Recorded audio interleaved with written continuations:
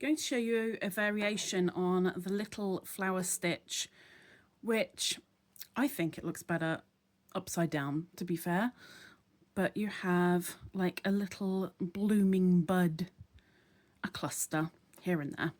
So I'm going to show you a way of doing this. Of course, we start with the chain. It doesn't matter how long it is. Doesn't matter odds or evens. You're going to go into the second chain from the hook and make a single crochet and then chain one. You're going to skip the next chain and go into the next to do exactly the same. Single crochet and chain all the way across. Now when you get to the last, you put your single crochet in, chain one and turn. Now you will have single crochets and you'll have spaces, and if you look at the top you will have slightly larger, slightly smaller. You're going into the slightly smaller ones to begin with, which is the single crochets. So you're going in, pulling up a loop, and then going straight into the next, which is a chain space, pulling up a loop, then going into the next single crochet and pulling up a loop. You've got 4 on your hook, yarn over, pull through all 4, chain 1.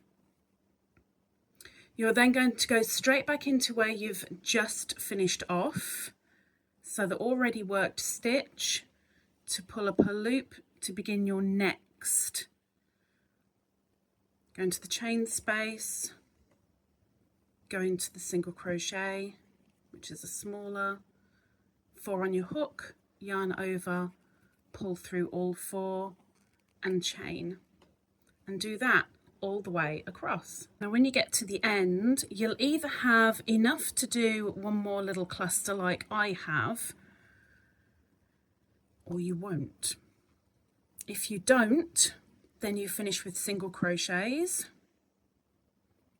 If you do have room for a cluster, you put your little flower in, making sure you do your chain to close it off. Don't pull it too tight or you'll regret that later. Now I have one left over, which is the turning chain. I'm going to go in there and do a single crochet like so and chain 1 before turning. So there we have the back and the front. That's up to you whether you want to keep the flowers all in vertical rows, or if you want to alternate them. That'll depend on where you put your next stitch.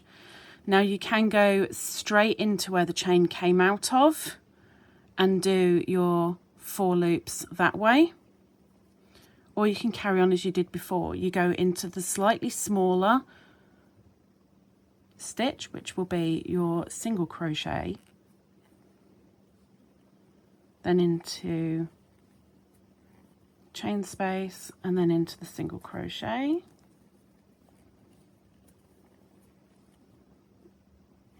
pull through 4 loops and make sure you finish off with a chain. So again,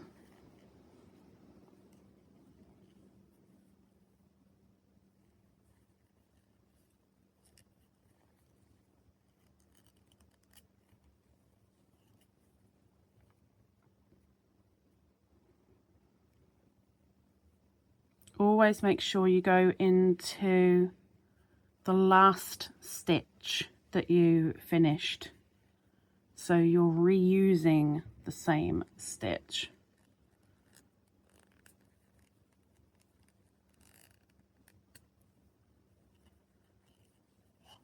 Pull through.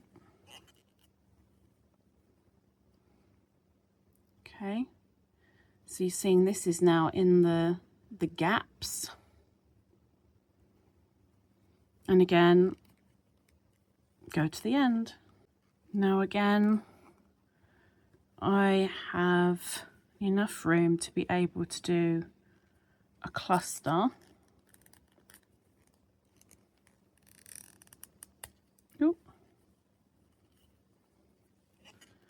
For the flower.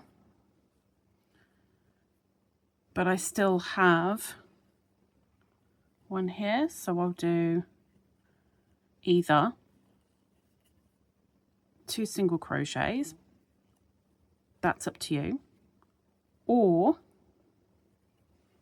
what I'm going to do is I do have enough for another cluster because I've got that one, I've got that one, and then I've got the turning chain. So I'm going to go in to reuse what I've just finished, and then getting in that turning chain, that's going to be fun. Oop.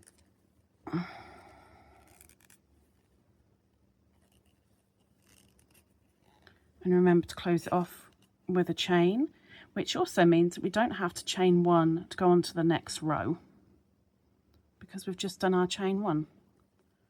So we turn and you begin again.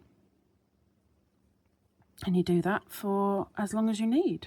So here, there's a big gap, so I'm going to leave that. I'm going into the smaller stitch to begin my flower. Large in the middle. Ugh. And then ending in the smaller stitch to get my 4. And close. And you keep going for as long as you need the project. Ta-da!